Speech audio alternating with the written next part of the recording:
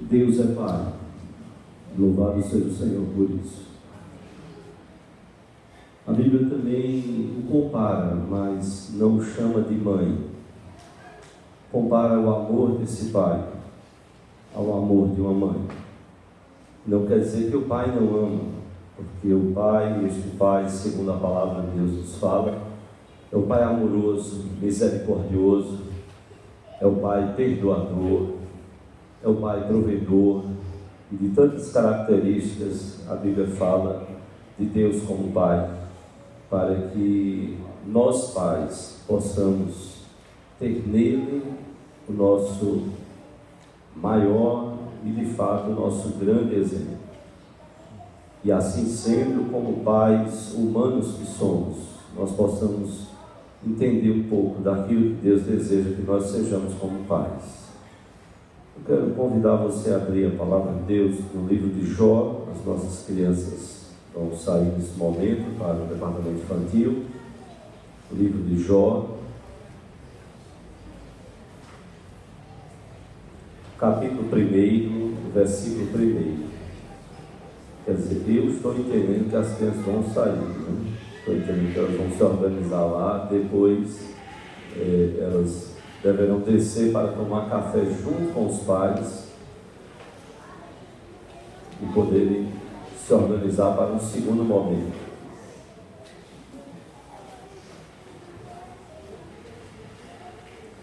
Jó capítulo 1, versículo 1.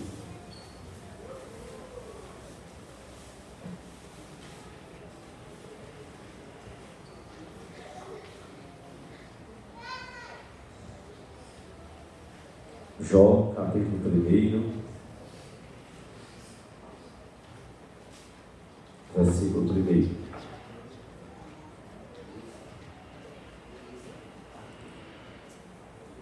Nos diz a palavra de Deus, Jó, capítulo 1, versículo 1.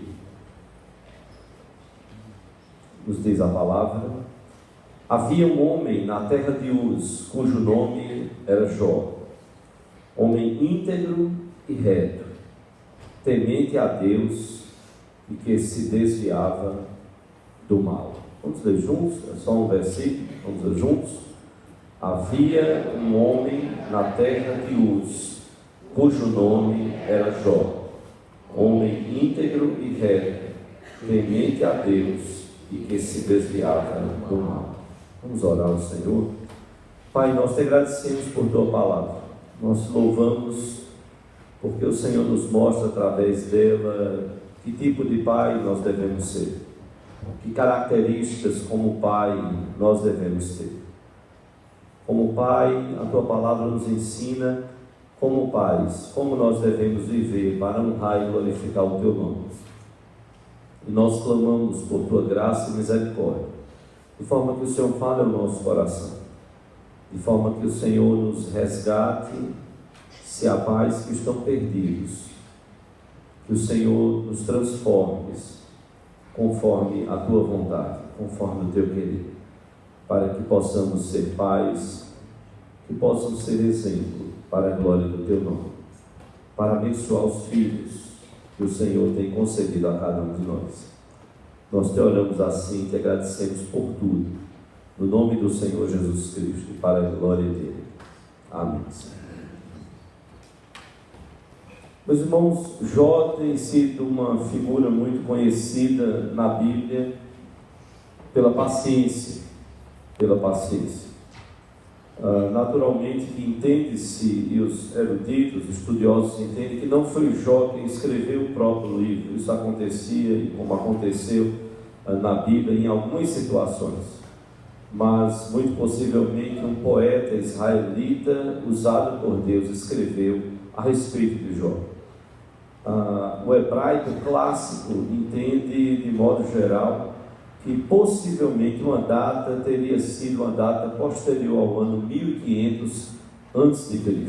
Então imagine que esse texto já tem mais de 3 milênios, se assim aconteceu, ou quase 3,5 milênios. E Jó nos desafia a sermos pais que possam ser exemplo.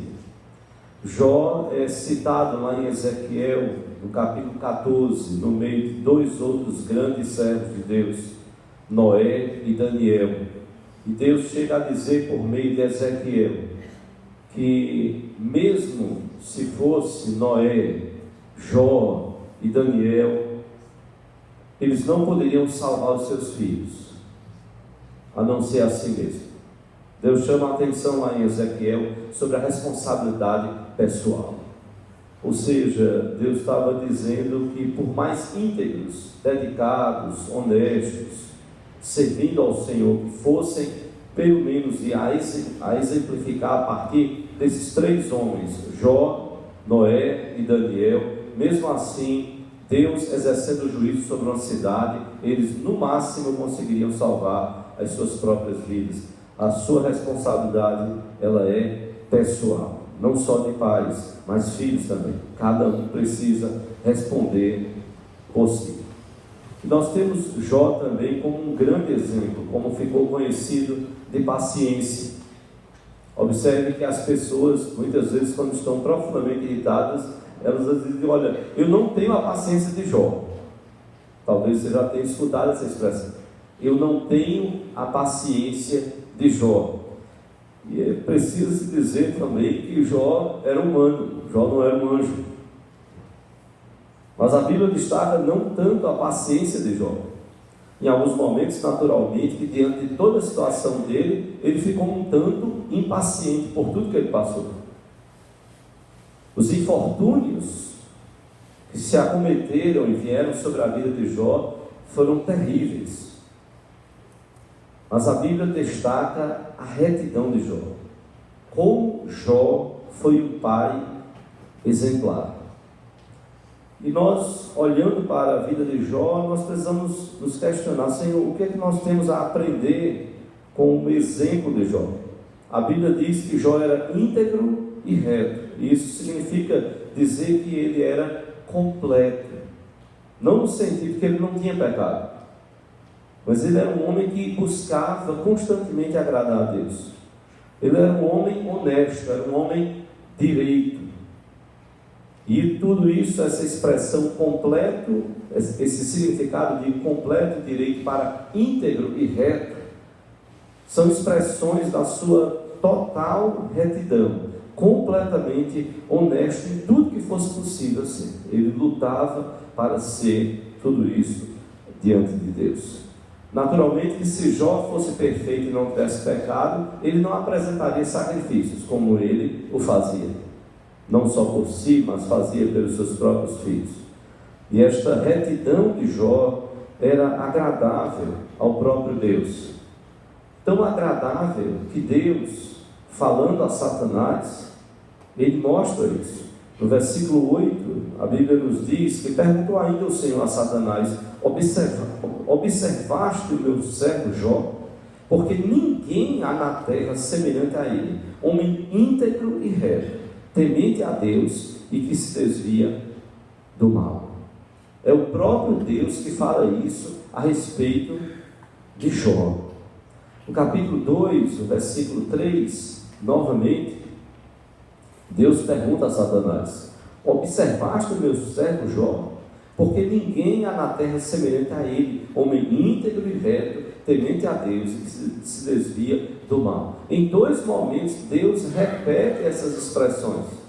E é interessante porque quando se diz que muito possivelmente há esse entendimento que não foi Jó que escreveu, porque senão Jó teria conhecimento dos juízos de Deus, dos desígnios de Deus. E então Jó não entraria em conflito em relação a tantas questões com os seus amigos e por tudo que ele estava passando. Jó passa por tudo e Deus inspira a um outro homem para escrever sobre tudo que se passou na vida de Jó. O que é que nós podemos aprender com Jó? Nesta semana eu estava ouvindo e ouvi um exemplo do que aconteceu com o pastor Francisco. As aulas começaram no seminário.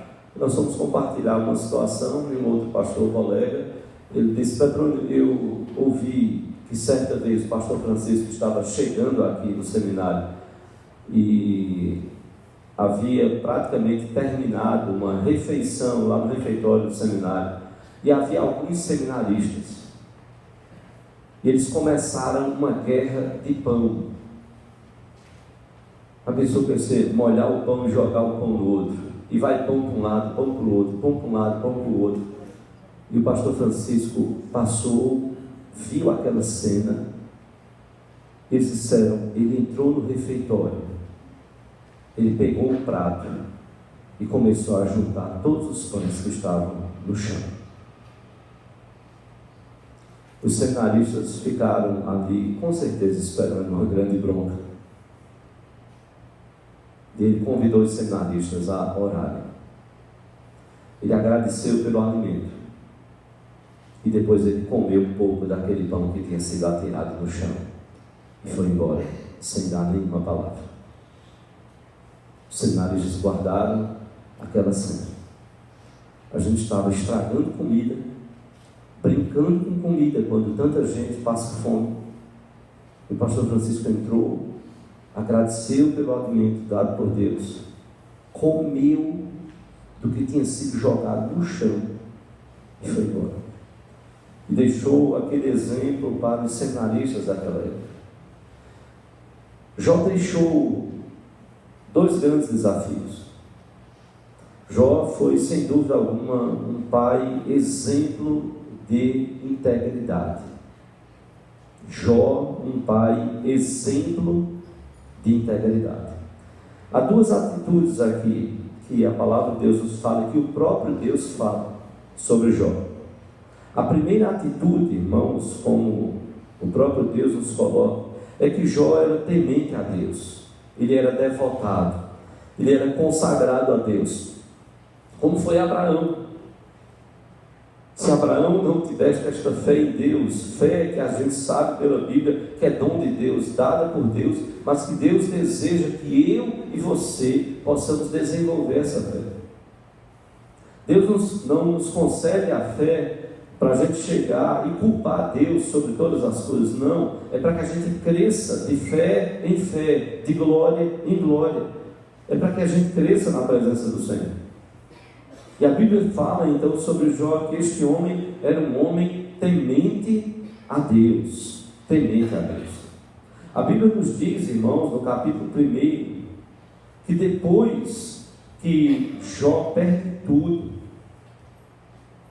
Deus permite que Satanás toque em todas as posses. A vida pertence a Deus, só Deus tira a vida. Mas coisas vão acontecendo na vida de Jó. E a Bíblia então fala que ele perde os seus bens, ele perde os seus animais, ele perde os seus servos. Inimigos atacam as terras de Jó, acabam com tudo ali. E por fim chega a notícia: os teus filhos estavam todos reunidos na casa de um deles, como era costume eles fazerem. E então veio um vento, e existem ventos no deserto que são fortíssimos, e esses ventos derrubaram a casa, e os 10 filhos de Jó morreram. Eu nunca tive notícias assim, esse pai aqui perdeu 10 filhos em um só dia. Se já é difícil sepultar 1, 2, imagina 10. Jó não estava dando pulos e feliz pela morte dos filhos, mas Jó busca força no Senhor para honrar e glorificar o Senhor, para reconhecer que Deus é Deus, para reconhecer a sua pequenez. Como é difícil isso, como é difícil. Recordo-me quando ainda morávamos solteiros em Olinda, a nossa vizinha, ela tinha uma quantidade grande, eu não sei ao certo, de filhos, e um deles se formou como médico, uma pessoa de um coração tão generoso. E ele foi para o Pará, se estabeleceu lá, construiu o hospital. E ele testemunhava e dizia, eu recebo fazendeiros, eu recebo homens muito ricos aqui. E nós fomos tendo essa possibilidade de crescer, de construir hospitais, de atender pessoas.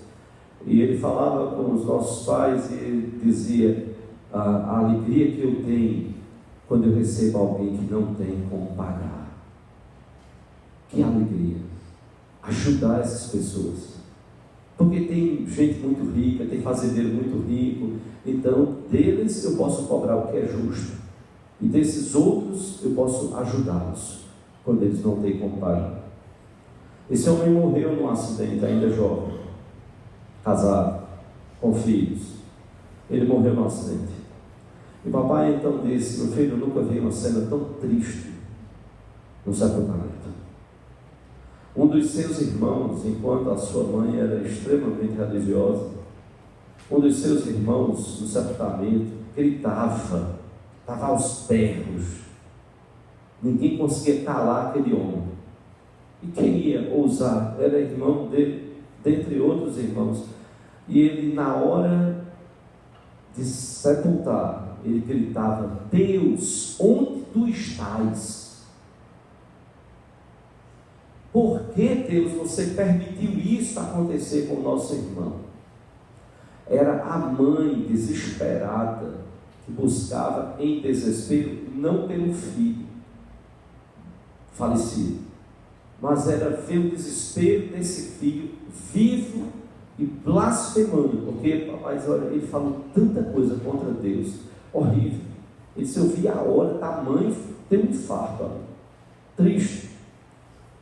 Mas é Jó quem diz: Deus deu, Deus tomou, bendito seja o nome do Senhor.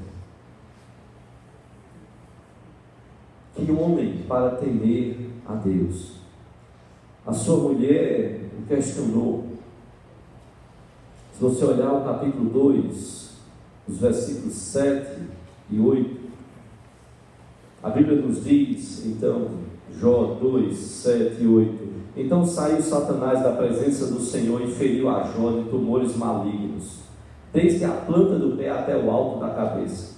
Jó, sentado em cinza, tomou um caco para com ele raspar-se. Alguns entendem que seriam úlceras que já estavam purulentas. Deus permitiu que Satanás tocasse no corpo, mas Deus determinou e disse: a vida não. A vida, você não tem o poder sobre a vida de Jó.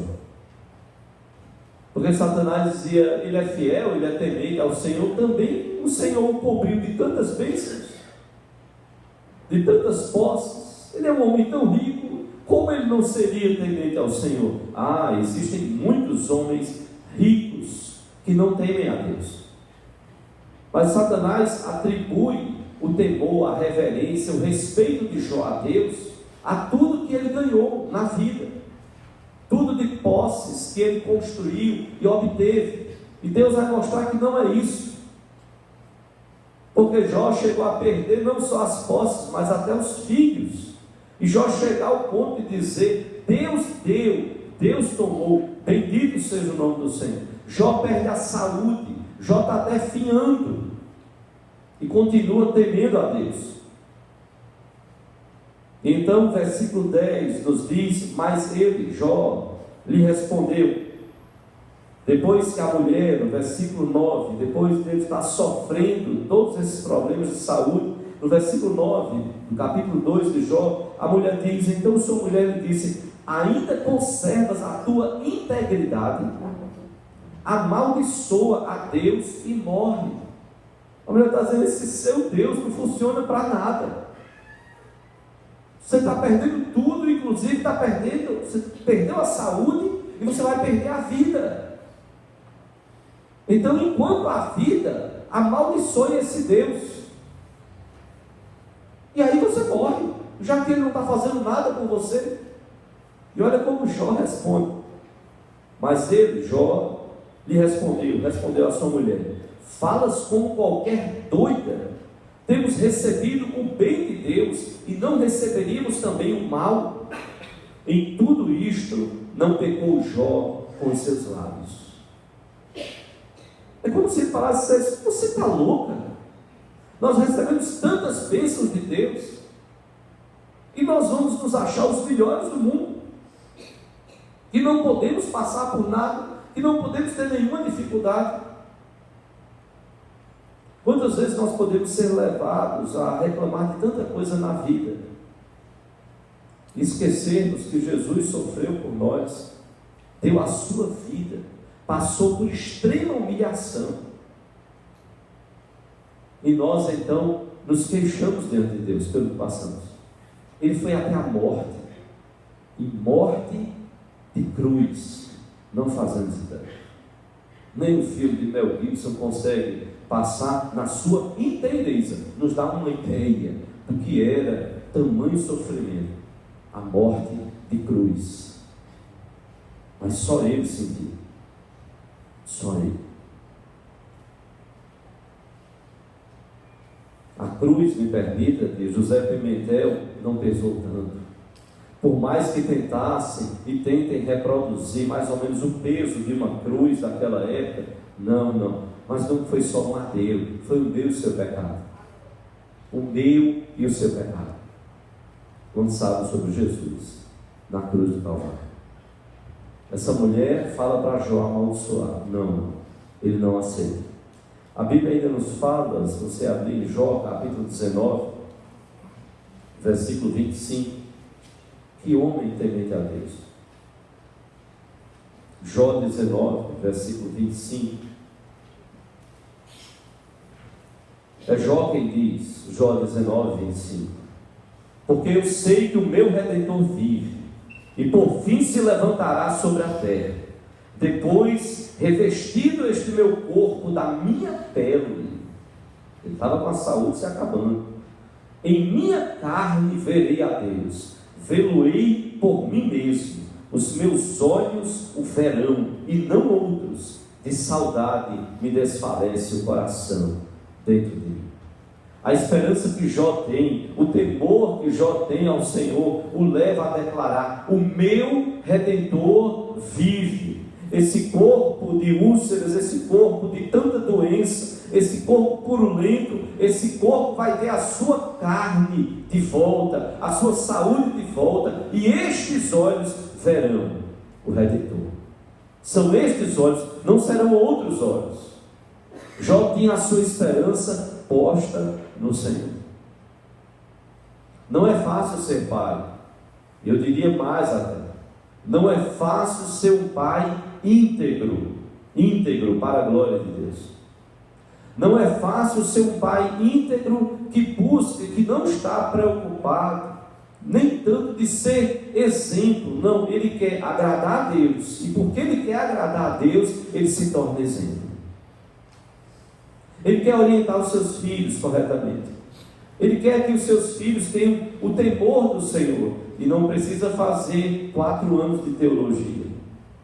Talvez elas nunca farão, pelo menos para serem pastoras, que a IPB não ordena.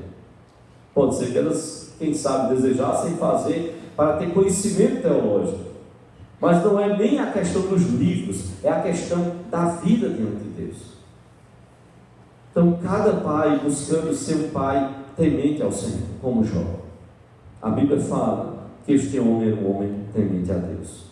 Mas a Bíblia nos fala também outra característica deste Jó, exemplo, pai exemplo de integridade.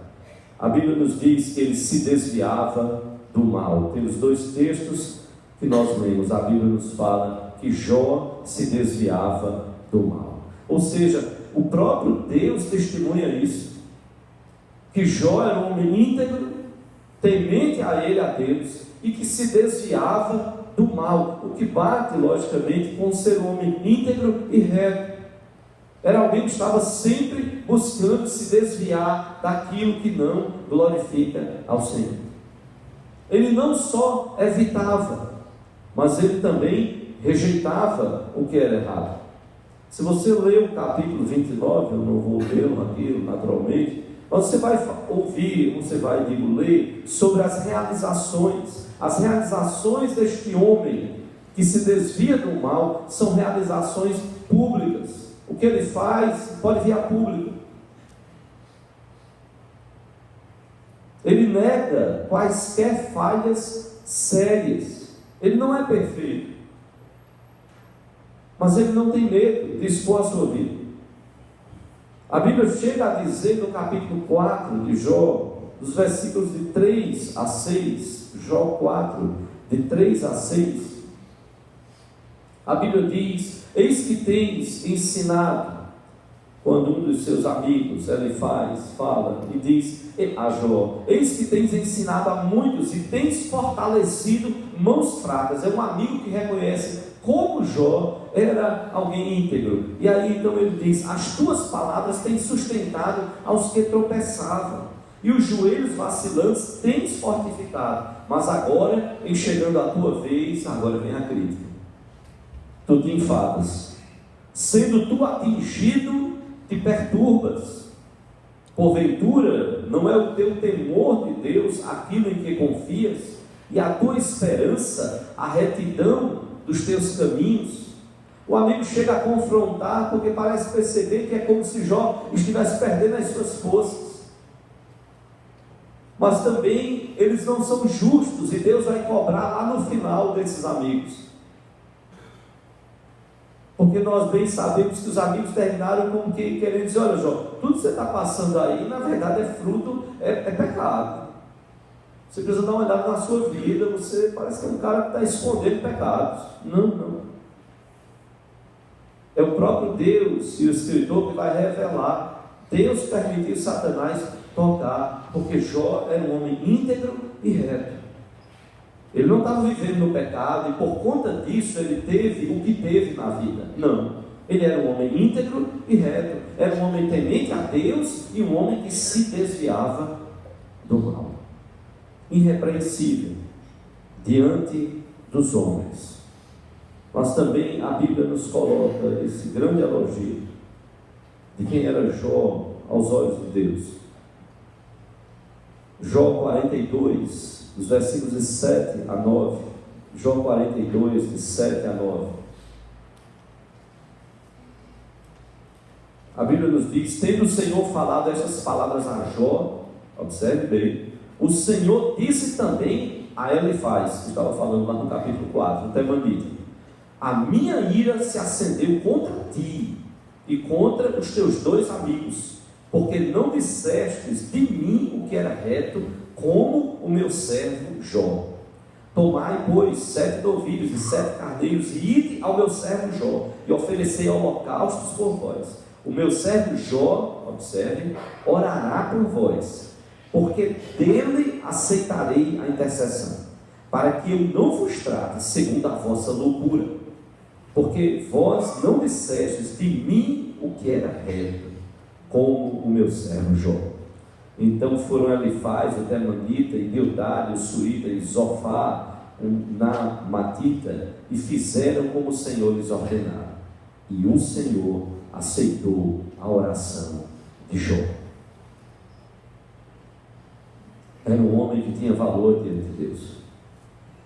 Deus o abençoou, Deus o fez temente a Deus, e Deus agora mostra o valor de um homem que teme ao Senhor. E é diante dos seus amigos que Deus vai dizer: vocês não falaram de mim, do Senhor, o que era reto, como o meu servo Jó. A Bíblia não nos diz de que Deus exalta aquele que se humilha, e Deus faz assim com Jó. Deus abençoa ricamente a vida de Jó. Jó buscava tanto se desviar do mal, rejeitar o que era errado, evitar o que era errado, e então se consagrar ao Senhor. Que ele tinha a alegria de ver os seus filhos se reunindo sempre ele se banqueteava. Coisa boa, ver irmãos que se reúnem, que se alegram, mas Jó não parava por aí. A Bíblia diz que Jó se levantava de madrugada para santificar os seus filhos, para oferecer sacrifícios, como está lá no capítulo 1, versículo 5. E é interessante isso.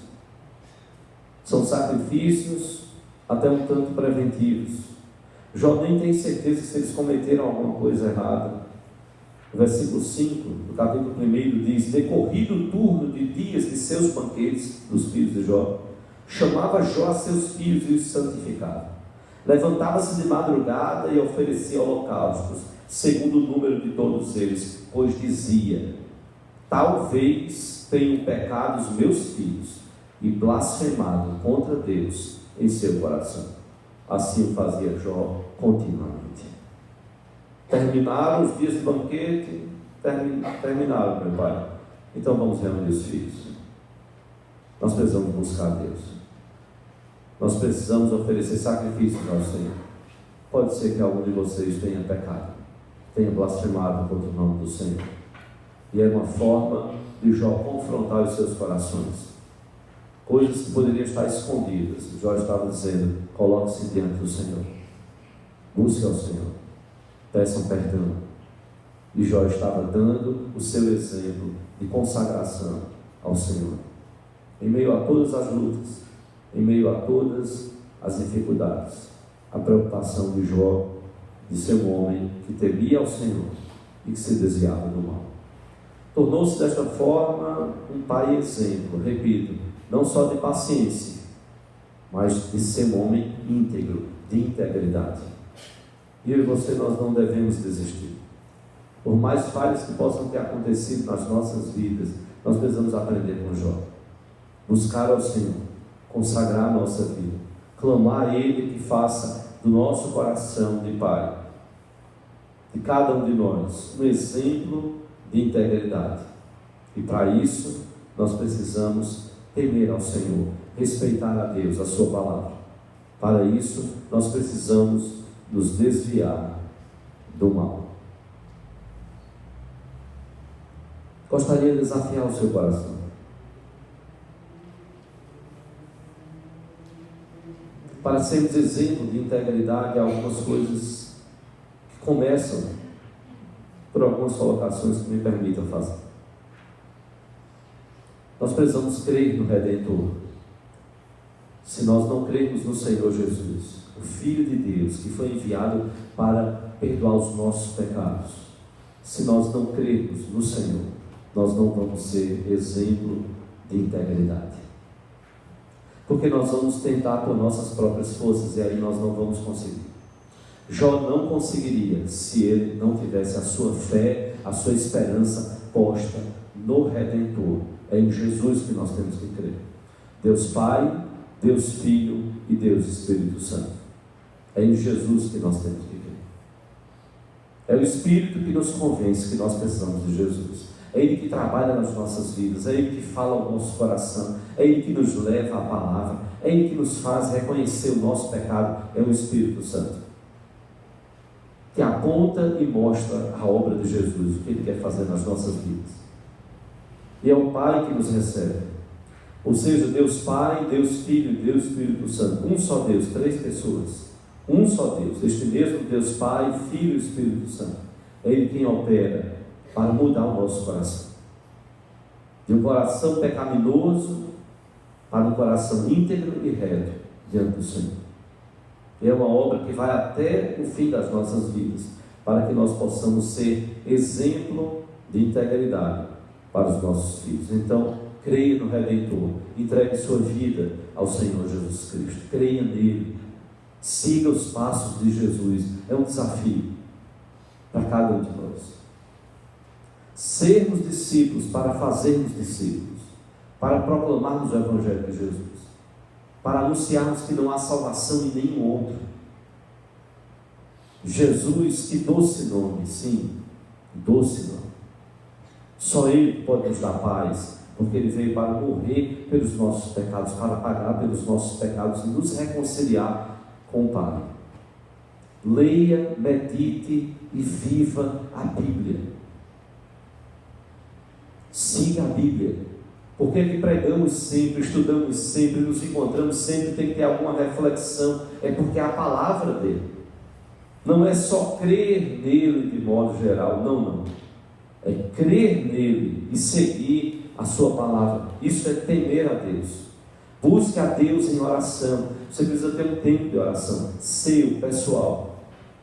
Como casal, pais e filhos, aproveitem todas as oportunidades. Quem sabe hoje vocês vão almoçar. Eu acho que vão. Tomar café vão. Então nós vamos orar. Já vi lá, o negócio está bonito lá. Pode ser que nem dê muita fome, aí você desfaça na hora do almoço. Você faz de conta que está comendo bem muito, porque comeu muito na igreja, senão vão descobrir que você comeu muito aqui. Mas agradeça. Agradeça pelo alimento, agradeça pelo vestuário, agradeça pela família, louve a Deus, bendiga ao Senhor. Não deixe o tempo passar em branco. Gratidão a Deus. Senhor, muito obrigado. Agradecer por todas essas bênçãos. Então precisamos desse tempo de oração e outros momentos de oração na nossa vida. Viva a igreja.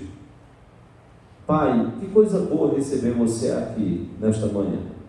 Que coisa boa. E Deus quer que seja assim. Que você não só creia no Redentor, que você não só leia a Bíblia, que você não só ore e tudo isso em casa. Sim, importantíssimo. Você precisa ter o seu tempo, mas você precisa viver a comunidade, viver a igreja, viver o povo de Deus, as pessoas que estão buscando. Não tem ninguém perfeito aqui, nem os pastores. Mas a igreja é ser igreja de Jesus, conforme está na palavra dele, conforme ele orou ao Pai, pedindo pelos seus discípulos. É um desafio para mim e você. E por fim, me permita dizer, o maior tesouro para os seus filhos não é nada material que nós possamos deixar. Nada material. Tudo isso pode ser tirado. E eu fui criado assim. Filho de um auditor do Estado, que só não ficou rico porque, primeiro, não aceitava toco, não tem corrupção. Não. Vai viver com o que tem. E também porque tem 7 filhos. Tem pessoas que dizem, rapaz, salário de auditor, isso mas 7 filhos, né, filho? 7 filhos. Aí, 7 filhos para criar. 3 filhos nossos que vieram do interior, e ele dizia, se vier para estudar, vem. Vim aqui para vadiar, fique no interior. Porque ele veio, pai, veio do interior. Angelim, ó, cidade do primeiro mundo. Angelim. Ali perto de Garanhuns, Canhotinho, veio do interior. Então ele dizia, se vier para estudar, pode vir para a capital, vai morar comigo. Ok. Quando puder pagar as suas contas, paga as suas. Enquanto não tem comida, roupa você se vira com os seus pais e tem dormida. E vai poder estudar.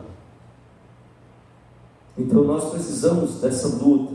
Mas ainda assim, como ele dizia, e ele dizia claramente para a gente, filhos, nada do que a gente tem, a gente pode garantir.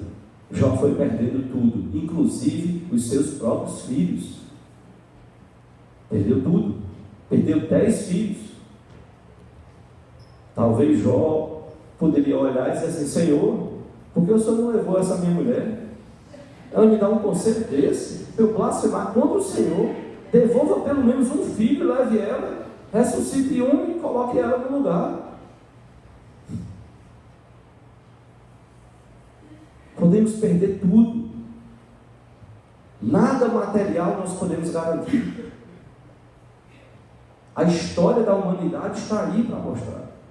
Então, o que é que você vai deixar para os seus filhos? Eu não estou dizendo que não torre tudo, acabe com tudo, não deixe nada material. Não, não é isso. Eu estou dizendo o seguinte, ensine aos seus filhos que a maior riqueza é crer no Redentor. É crer no Senhor. É a maior riqueza. Porque aí sim as coisas materiais vão ter o seu lugar. Mas se inverter, se as coisas materiais se tornarem o seu Redentor, a sua redenção, a sua esperança, estará tudo perdido. Tudo perdido. Li uma mensagem sobre pais de uma loja que vendia produtos e ela dizia o seguinte, e aí você fica pensando, que tipo de pai eu desejo ser e viver daqui para frente? Pai, adoro tirar você do sério. Pai, protege. Pai, é herói. Seja bonito ou feio que dói. Pai, educa. Pai, ensina. No Uzbequistão ou na Argentina. Pai, empresta amor. Dá o carro. Ou seria ao contrário? Não importa.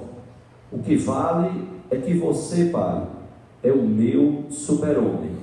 Mesmo que precise melhorar um pouquinho o seu abdômen. Pais não são perfeitos. Mas pais precisam buscar ser exemplo de integridade. Nós precisamos disso na nossa nação, nos mais diversos cargos e funções. Vem aí as eleições. O que os filhos diriam sobre esses seus pais candidatos? O general MacArthur, na história, ele fez uma oração pelo seu filho, que ficou registrado. Alguns americanos têm o costume de anotar as suas orações. E então nós temos essa pérola de um pai que registrou a sua oração pelo seu filho. Senhor, dá-me um filho que seja bastante forte para saber quanto é fraco, e corajoso bastante para se enfrentar a si mesmo quando tiver medo. Um filho que seja orgulhoso, inflexível na derrota inevitável, mas humilde e manso na vitória. Um filho que te conheça e saiba que conhecer a si mesmo é a pedra angular do saber. Guia-o, te suplico, não pelo caminho fácil do conforto, mas sob a pressão e o aguilhão das dificuldades e dos obstáculos. Guia-o. Que aprenda a manter-se ereto na tempestade e ter a compaixão dos malogrados. Dá-me um filho de coração puro e ideais elevados, um filho que saiba dominar-se antes de procurar os outros, um filho que aprenda a rir, mas não desaprenda a chorar, um filho que tenha olhos para o futuro, mas que nunca esqueça o passado. E depois que tiveres concedido todas estas coisas, dá-lhe compreensão bastante para que seja sempre um homem sério, sem contudo se levar demasiado a sério. Dá-lhe do teu amor, Senhor, para que possa ter sempre em mente a simplicidade da verdadeira grandeza, a tolerância da verdadeira sabedoria, a humildade da verdadeira força. Então eu, seu pai, ousarei murmurar: não vivi em vão. Não vivi em vão. Jó foi, sem dúvida alguma, um pai exemplo de integridade. Não esqueça isso. Ele foi temente a Deus e ele buscava se desviar do mal. Que Deus abençoe. Que Deus abençoe a sua vida, Pai, a nossa vida como Pai. E que para a glória de Deus e para a bênção dos nossos filhos, nós busquemos ser como Jó, exemplo de integridade. Não desista, não desista. Que Deus possa continuar a boa obra que um dia Ele começou na sua vida. Que o Senhor nos abençoe.